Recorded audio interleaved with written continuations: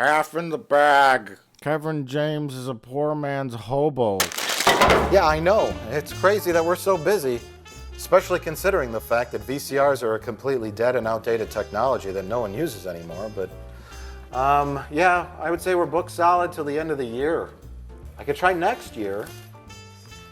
Yeah, I know you don't want to wait that long. Look, let me look into this and I'll get back to you, okay? All right, bye. Who was that? Who do you think it was, Jay? It was a customer. He wants his VCR fixed right away. I had to tell him, we're booked solid through December. Mike, it's not December anymore. What? No, you idiot. You forgot to flip the calendar. Which means... Fuck you, it's January! Fuck you, it's January. It's the most magical time of the year. You know what that means. It means it's time for Hollywood to take out their garbage. That's right, Mike. They use our own neighborhood movie theaters to dump their waste. I feel just like someone on a boat underneath Dave Matthews Band's tour bus. What movies do we have to look forward to in January? Oh, not much, Jay, but boy, oh boy, are there a lot. Movies like Paranormal Activity 6. Don't forget that other found footage classic, Devil's Due. It's such a hit, Roger Ebert didn't even review it. What else do we have to look forward to in January, Mark? I Want to Die. Richard Roper gives it utter disdain. Knock, knock. Who's there, Jay? Fuck you, asshole. Here's a CGI movie about squirrels. Well, let's not forget about the biggest flop in January, Hercules. The only positive review it got was from Gene Siskel, and he's dead!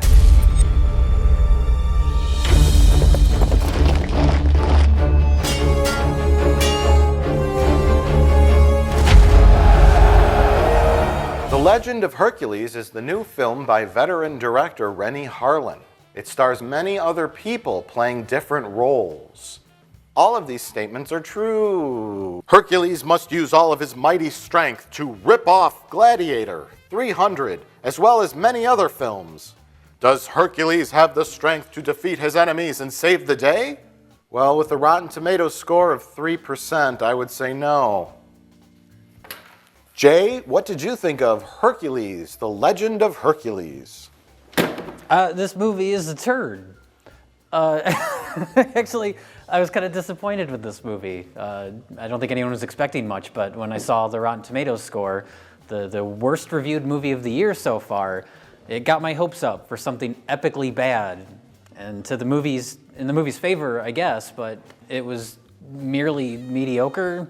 It was not as bad as I was hoping for, which made it less entertaining to watch. I'll have to say this, I've seen much worse movies. Oh, sure. I enjoyed this movie.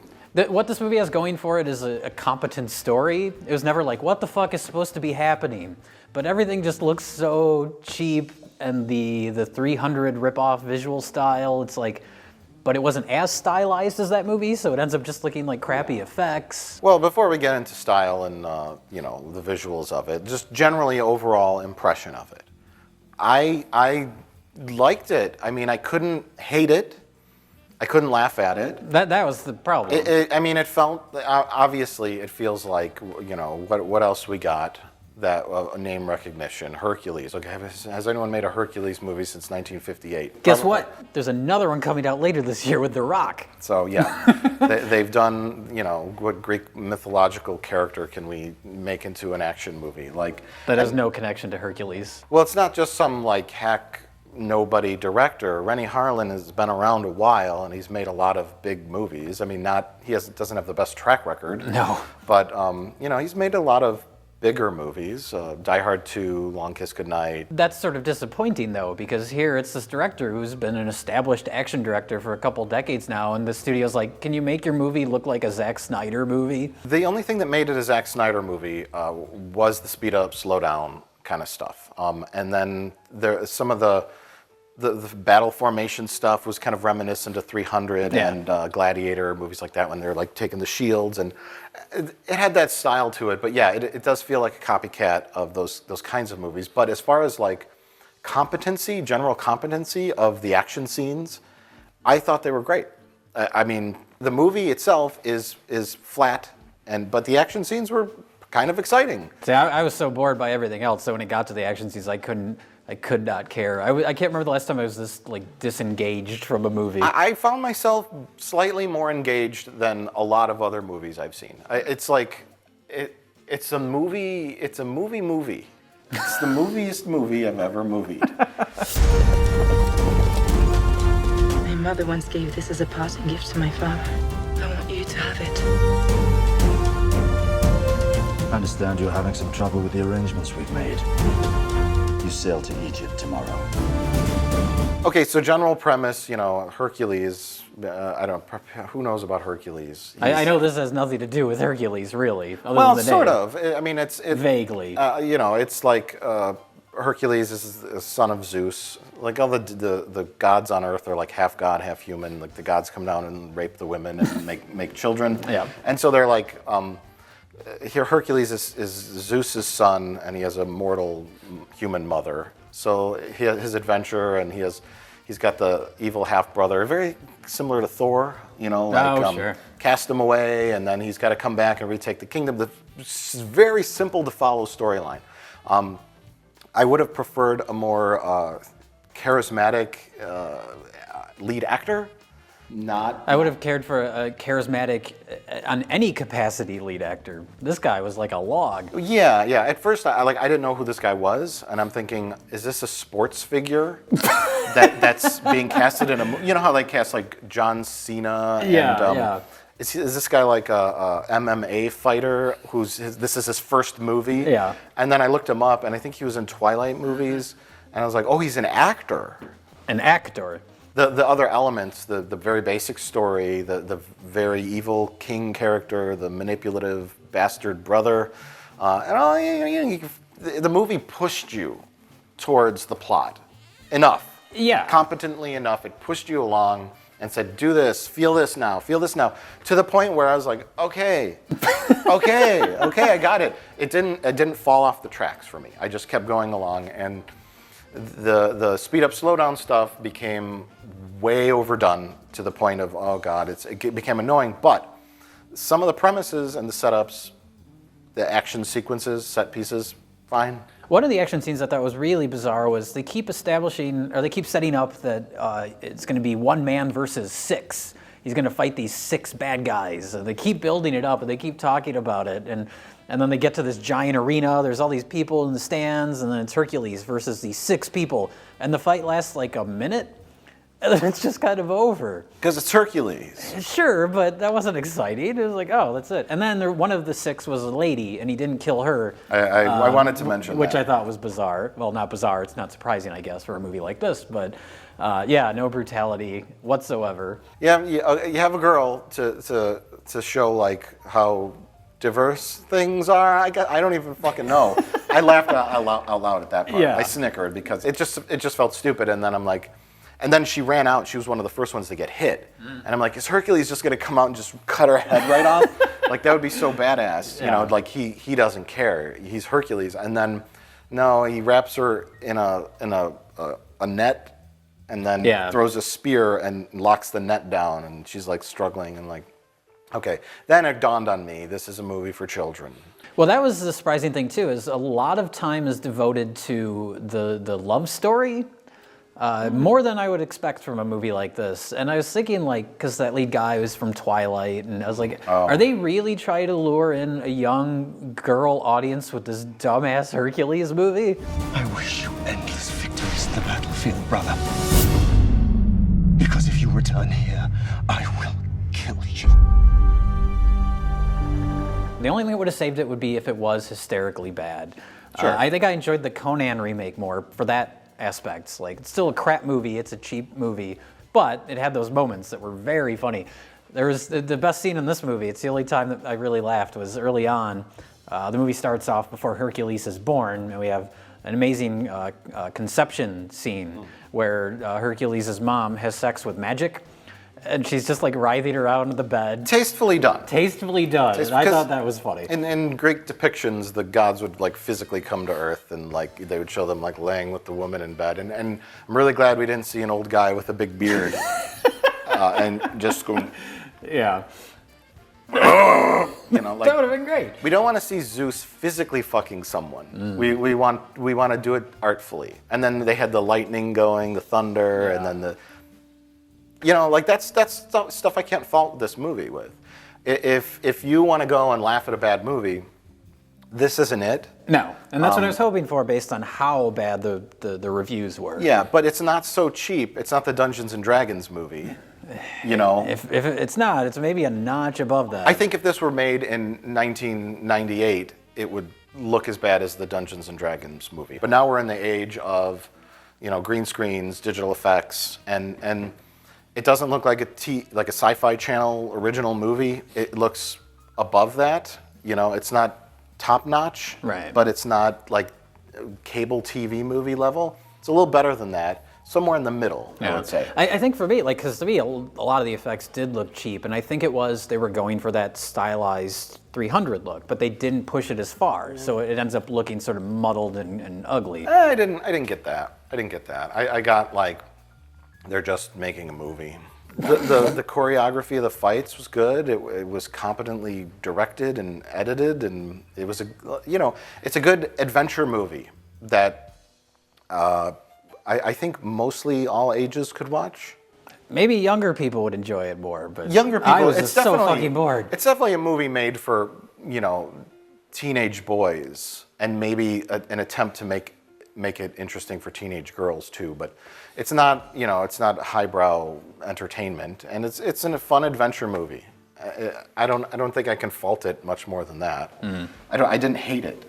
I wish I hated it. Then I would have felt something. I think the thing is, I didn't get the feeling, and this is all just gut instinct. When you watch a certain movie, you get the gut instinct that you're being talked down to or pandered to by like certain directors, of which we've mentioned numerous times. I didn't get the feeling like I was being talked down to or pandered to when watching this. I got the feeling like this is a movie about Hercules. It's going to be a fun adventure movie. He's got to save the princess and reconquer the kingdom. And I didn't feel like it was trying to be anything grander than that, or like I don't get the 3% on this, because it's a movie, to me I it's think what it comes is. from complete indifference, were I to guess, because there's worse movies out right now. And this one is just, you watch it, for me, I was not engaged at all, and then it ends. And I think that, coupled with the effects that look like they're going for something stylized, but they didn't go far enough, and everything just looks clean, the costumes look clean, all that stuff. I think that 3% just comes from total indifference. I wish I could have rooted for Hercules a little more. His dull performance just kind of, you know, it wasn't terrible, but a lot of the times he would either just talk in a low voice or yell. And like his emotions were always just yelling. Like the scene when, spoilers, scene when he tells him that his mom died, you know, he just kind of like sits down and goes, "I want to fight more." And you're like, That's an actual line from the film. can we have a little something, or can you throw a little style into your role? Like it wasn't Arnold Schwarzenegger, you know, like you throw a little camp in there too, I guess, you know, just give it something. Speaking of Arnold Schwarzenegger, I would rather watch the Hercules movie with him in it, where he fights a bear, and his best friend is an elderly Jewish man.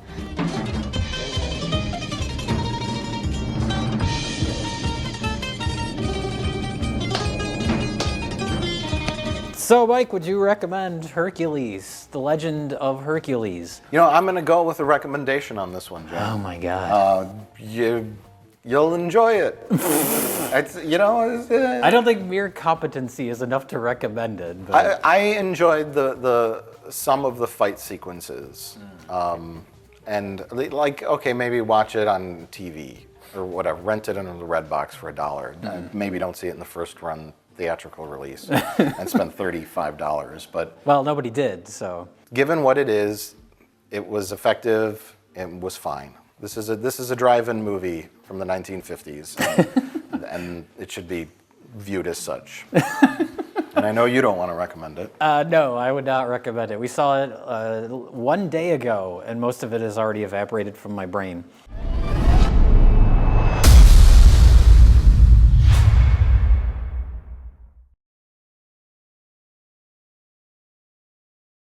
Well, in addition to seeing Hercules, we also saw Her.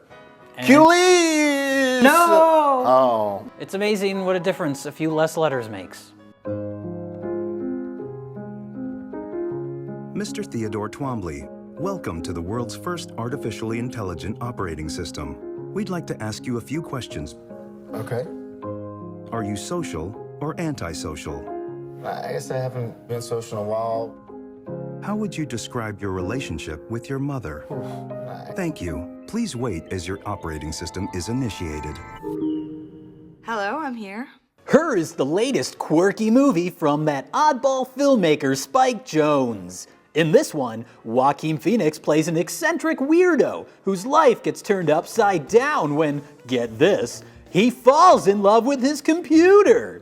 Where will this unconventional love story go, and what will his friends and coworkers think of his wacky but heartfelt romance? What the hell was that? Mike, what did you think of the film Her? I thought it was okay, other than the fact that they ripped off Simone. Oh God, is that the Al Pacino movie? I haven't seen it. I don't know. Isn't that sort of the same story? I have no idea. Isn't there like a computer-generated lady? I don't know. I didn't watch it. No, I'm just joking around. I loved this movie. I thought it was excellent in almost every way. Mm-hmm. It's almost like a where do you start kind of thing. Like it is a where do you start. There's so many different elements to this movie. Yeah, it's very, very heartfelt, very emotional. Joaquin Phoenix is great. What I was happy about, because with certain films and certain filmmakers, I kind of try to go into it not knowing anything about it. In this movie, I don't even think I saw the trailer. I just knew Joaquin Phoenix falls in love with his computer. Okay. And it's directed by Spike Jonze. And so I was expecting more of a, like the weirdo outsider, lonely character, like, I don't know, like Adam Sandler, Punch Drunk Love type character. But he's not. He's a pretty normal guy. He's got a social life, a corny sense of humor and friends, and so I was surprised by that. Well, that's an interesting thing to mention, because I hadn't really thought about that. I was thinking numerous other ways that you could take this premise and screw it up. Oh God, yeah. And Spike Jonze takes the premise and does it perfectly.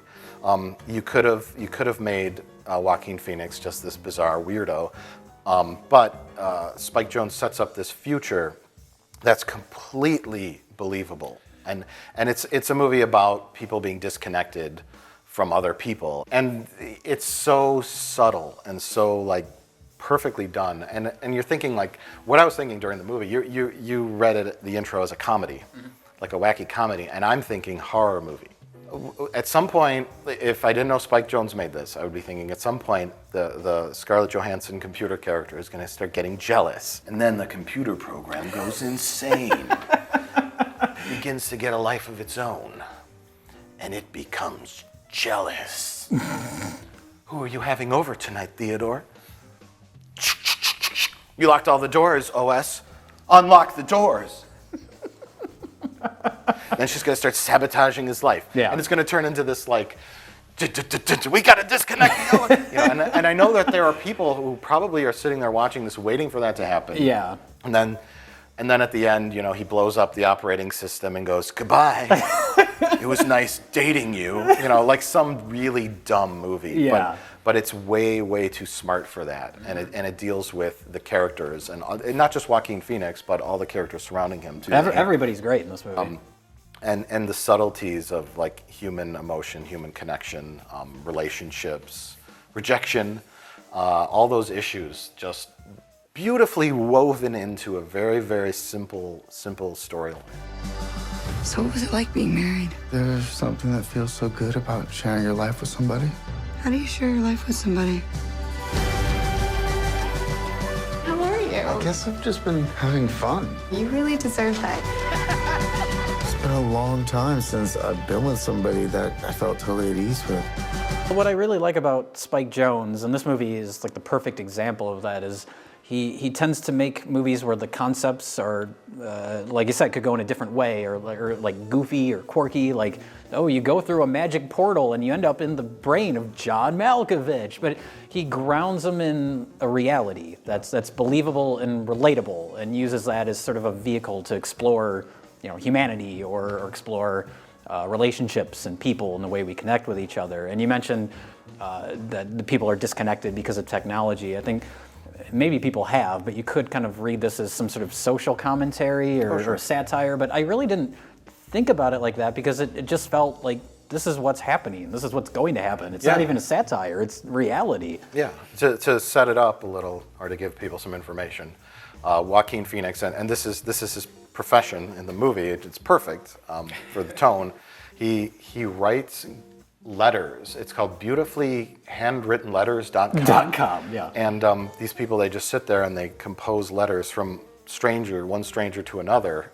And they do it for years and years and years, and he's really good at it. But in real life, he's shy and withdrawn. But and you're thinking about the concept of hiring a company to write a heartfelt letter from yourself to somebody else. Yeah. And it's so disconnected and unbelievable almost. But at the same time, it's very plausible that will happen because certain things like that already exist. That's what a greeting card is, essentially. Yeah. That the concept of a greeting card to someone in the 1800s would be akin to this. You know what I mean?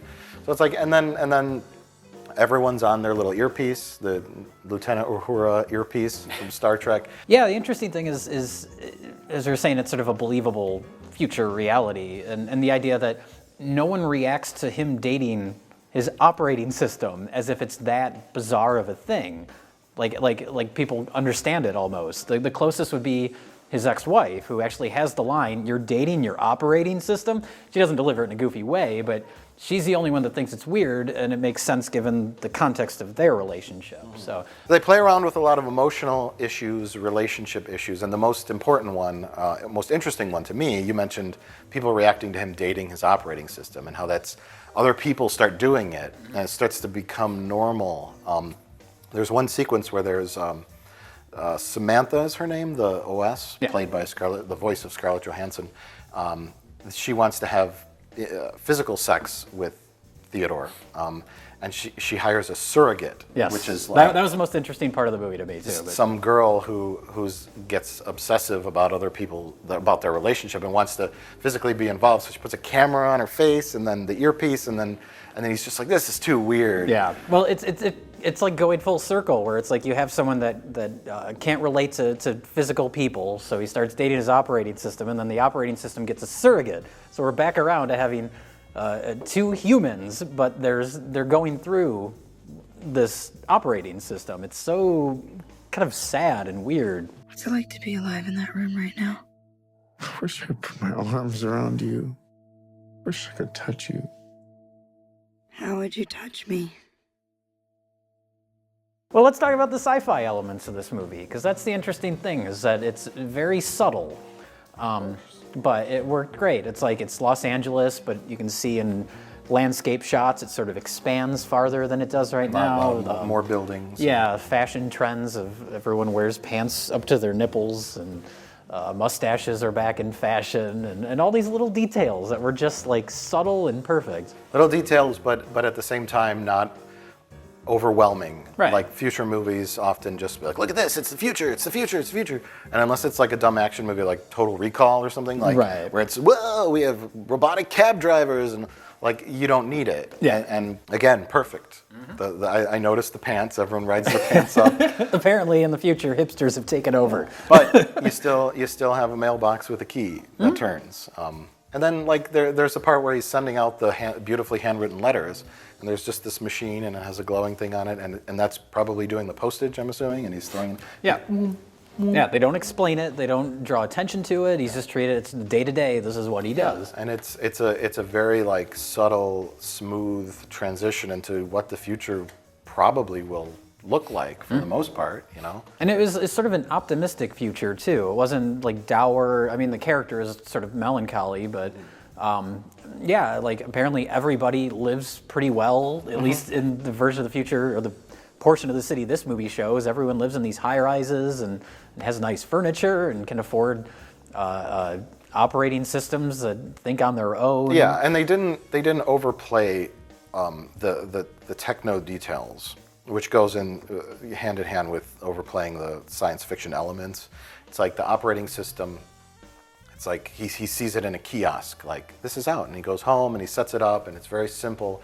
And then you're asked to think in the back of your mind how things are operating. Like, oh, she's learning. There's not a computer programmer going, this operating system can learn 1 million times a second. Yeah. It's very, very subtle, and she's explaining it. And then at the end, spoilers.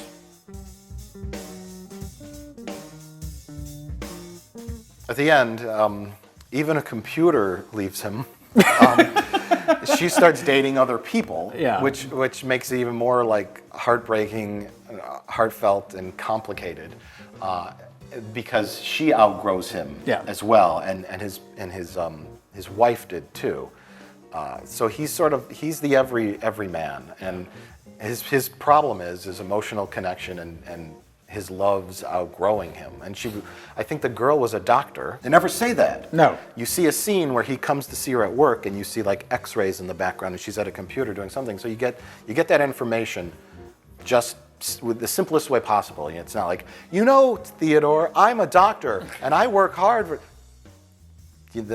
Masterfully done. Yeah. And then the operating system is like talking to other people, other OSs, and they're creating new intelligences. And then at the end, it's just like, I have to go, and it's really, really, it's really pretty, it's very emotional, and it's like, I have to go, and you're like, okay, well, I guess they pulled the plug on this whole operation, or she evolved beyond. I really didn't know what happened. This could be the prequel to Terminator for all we know. This could be the start of Skydive. It could be, but you don't need to know. No, that's not what the movie's about. It's the character's arc, and it's him. I guess we're all in spoiler territory here. Let's go into spoilers, because I'm assuming you want to bring up the Amy Adams. Yeah. Well, I was just going to say it's him finding a connection, a real connection with someone that fits with him. Yeah. And well, the nice thing about that, because his downstairs neighbor, one of the people that lives in his building, is Amy Adams, and the first time they showed her, I was thinking like, oh, is he going to get together with her at the end? And I was worried it was going to be that sort of. Yeah, even though it's Spike Jonze and I shouldn't, but that was my first thought, is it's going to be that sort of trite. But everything is so subtle and subdued. It doesn't, they don't have the big kiss at the end or anything like that. They might not even be together. Yeah, you don't even really know. And so I liked the subtlety of it there and the restraint. Theodore, I saw in your emails that you'd gone through a breakup recently. You're kind of nosy. Am I? You'll get used to it.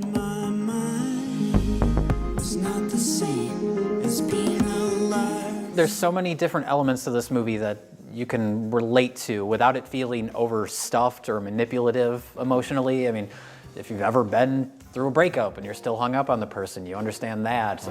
Starting a new relationship, that's in there simultaneously. The operating system, growing self-aware and learning to be, human, if you can call that human. Like all these different wonderful little human connections. Falling in love, falling out of love. Yeah. Having expectations of your partner, having them have expectations from you. Communication. Yeah.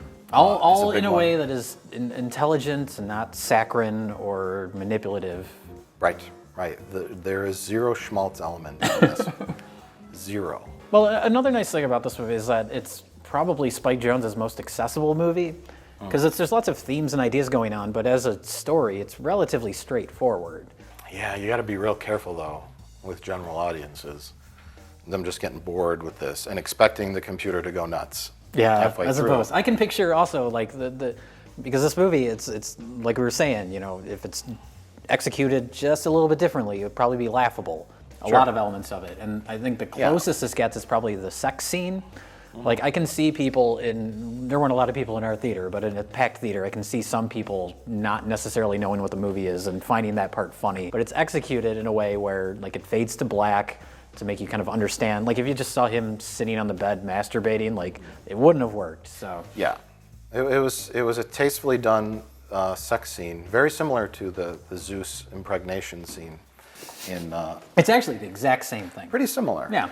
No, yeah, and that scene, it wasn't for yucks, played for yucks, like, wow, he's jerking off to a computer. It's phone sex, ha ha ha, Right. The computer's his masturbation toy. It was emotional sex for him. It was, and that's kind of what he was looking for. And yeah, I can see an audience or immature audiences laughing at that. Like, I think when we walked out of the theater, there was a little like older mom lady, and she's like, "Oh, it was all symbolism or whatever." she said something along those lines. I was like, "What are you talking about?" That should be on the poster. Yeah. It was all symbolism or something. I guess, because you expect, if you're going like to watch this movie, you're so used to screenplays that are so dumb, and where they have a premise. The premise is man dates computer system. Well, what do we do with that? Yeah. Well, turn it into a thriller or an action movie or a comedy. Yeah. And this was none of those. No. The woman that I've been seeing, Samantha, she's an operating system. You're dating an OS? What is that like? I feel really close to her. Like when I talk to her, I feel like she's with me. I want to learn everything about everything. I want to discover myself. I want that for you too. I remember when the David Lynch movie Inland Empire came out. A friend of mine said that the 90% of the movie is just close-ups of Laura Dern's face, and this is Joaquin Phoenix's Inland Empire. Yeah. The movie is just close-ups of his face. Lots of close-ups. But you never really think about it while watching it. You're engaged in hearing him talk to Samantha and them connecting and developing a relationship. It's all just really, really well executed, where you get lost in it and forget that you're just looking at an actor's face talking. So I just had a vision of like us gushing over this movie, and then Spike Jonze coming out in the old lady costume again. Harry, come change my diaper. I crapped myself.